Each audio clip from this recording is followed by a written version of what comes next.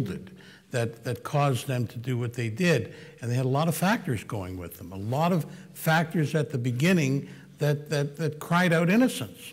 And here's a guy who wants to be king of the world, or at least premier of Ontario, or whatever else he wants. But so that's when it may matter in terms of getting to it. But I don't think, I think you've got to be very careful in staying away. They want to hurt you.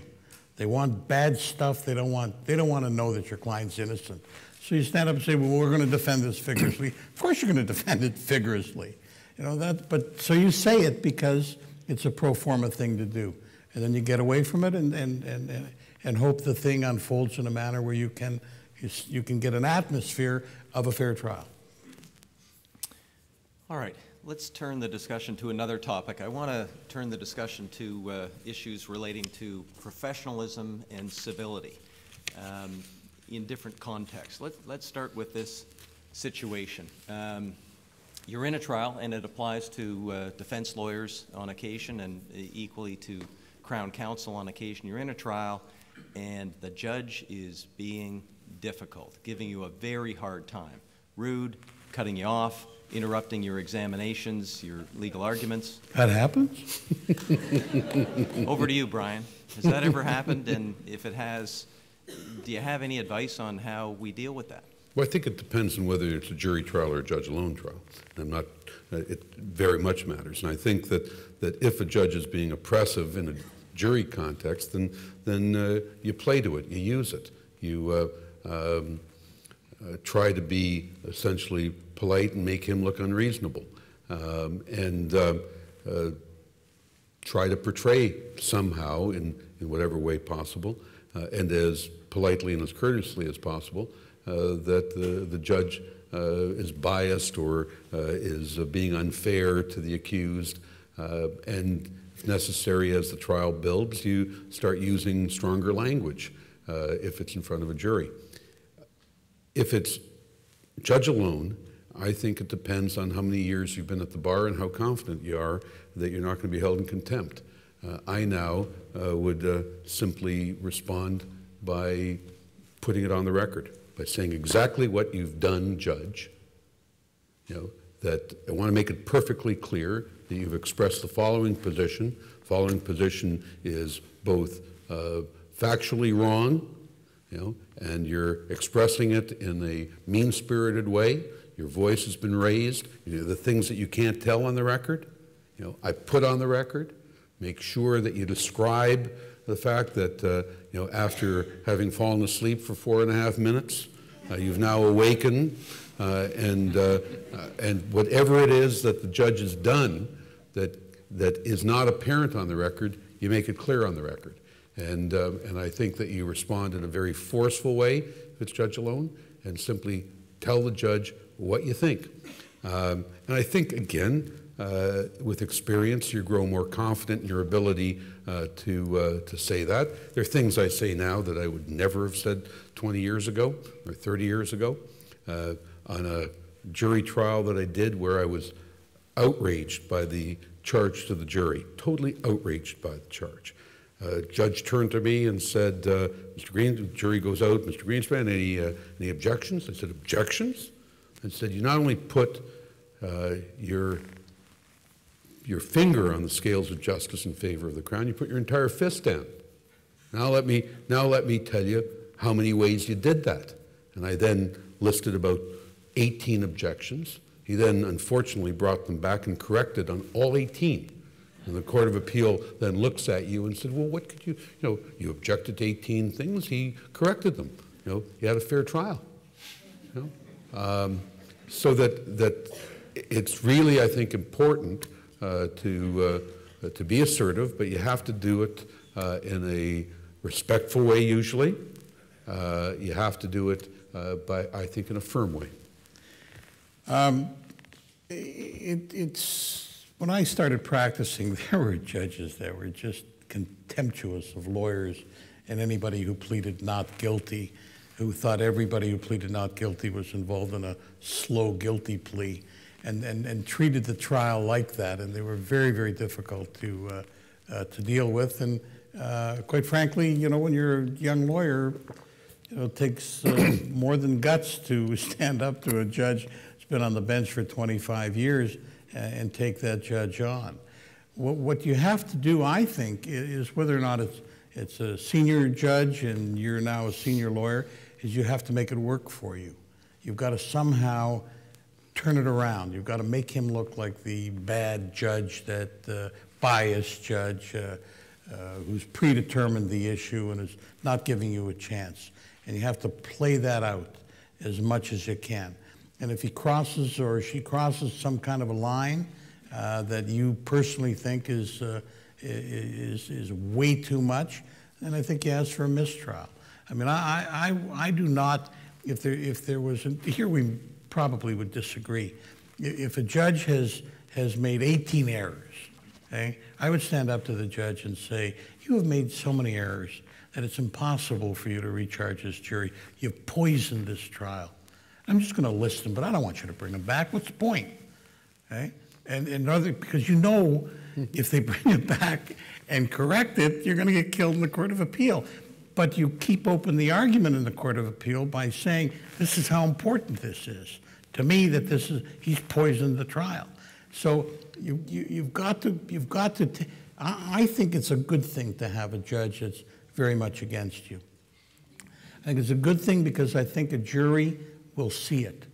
Okay? I think 12 regular people sitting on that jury are going to realize at some point, if you play it right, that the judge is an SOB. And to me, that's what it's about. It's about taking advantage of the room. It's a play. You know, you present the play well to the jury's going to buy it. And so I'm much inclined to do it. Now, I just finished a trial a little while ago where I couldn't tolerate what the judge did. And so when the judge told me that I didn't know how to cross-examine on a prior inconsistent statement, I said, I want the jury out of here right now. I said, what are you doing? And I spoke like this. I said, what are you doing? I mean, if you don't like me personally, that's one thing, but my client is on trial. Okay? Give him a fair trial. Don't tell the jury that I don't know how to cross-examine on a prior inconsistent statement. That's all I've been doing for the last 43 years. And you're now going to tell me I'm doing it wrong? Leave me alone. Let me do my job. You do your job. It got worse and worse and worse, and ultimately I got a mistrial on, unfortunately, the last day of the trial, where the judge gave a mistrial because he said, I think I've demonstrated a reasonable apprehension of bias against the defense. But you know, you know, I'm out 42 years or whatever I'm out, too long. 41. But whatever I'm out, I'd had it. You know, I'm opening to a jury and the judge sends the jury out and scolds me because I'm opening to the jury by giving what he said as a jury address. So what? No, I'm not going to tolerate some judge interfering in creating an unfair trial. That's where you have to play that with the jury. The personal war you've got with the judge, well, most judges who you're having that kind of war with, a lot of them hide behind their gown. You know, they know that they've got the power of contempt, you don't. And so you've got to be very careful. Some judges pretend that there's no gown and will just fight with you. But you've got to be very careful in terms of creating that kind of hostility. And a judge alone, I would never do it. I would never, ever get into that kind of a brawl where he's so contemptuous of me, he can't send me to jail, so he's going to send my client to jail. Well, given the way this discussion's gone, I want to actually move forward to another topic then and ask for your views about judge shopping. Is it ethical for counsel to be judge shopping? And assuming that it is, how do we go about doing it? What kind of a question is that? Of course it's ethical. Of course. I mean, how is it even an ethical question? I mean, it depends what you're where you're shopping, and what you're willing to pay, while you're shopping. But I mean, if you can somehow move your case in front of a more favorable judge, I mean, after all the times, Brian was talking about, the case in the Supreme Court of Canada that he just lost You know, I was in the Supreme Court of Canada, and I was sitting there all day. We used to go for leaves in the 70s.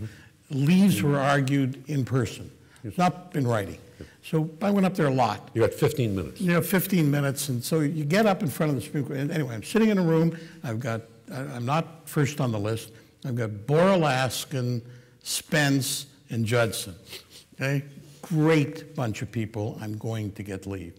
And at 3 o'clock, Laskin looks at me and says, the next door, they're finished their list, go there, and it's the Quebec court.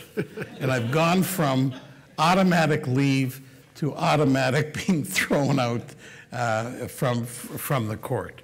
I mean, that's what happens. I think Fauteux, pigeon. That's what I had. Okay? So, I agree. If you can somehow manage to get before a favorable judge, do it. And if you somehow are in a judicial pretrial and have a favorable resolution proposed by a favorable judge, try to force the Crown to accept that judge as the judge on the guilty plea. Embarrass the Crown into doing it. You know, if you've got that favorable result, if you've got that favorable recommendation, you don't think you're going to do better, try to get that sealed and get it in a courtroom for your client's advantage. That's what the important aspect of it is to ensure that your client gets the best possible result that can be achieved. And quite frankly, Crown attorneys that are not in their first year or second year or third year or who are unmentored are as reasonable, I think, as we are as defense counsel, and they know it's in the best interest of the administration of justice and their case as well to create some kind of a list, and that we can all live with the list, whoever's picked off the list. Sensible people try to do that.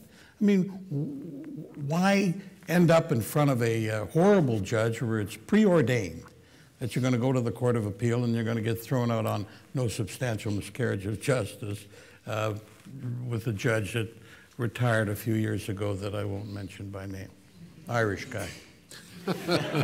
Irish Catholic guy who your father said to me, there's nothing more dangerous than an Irish Catholic without a sense of humor. And he was referring to that judge.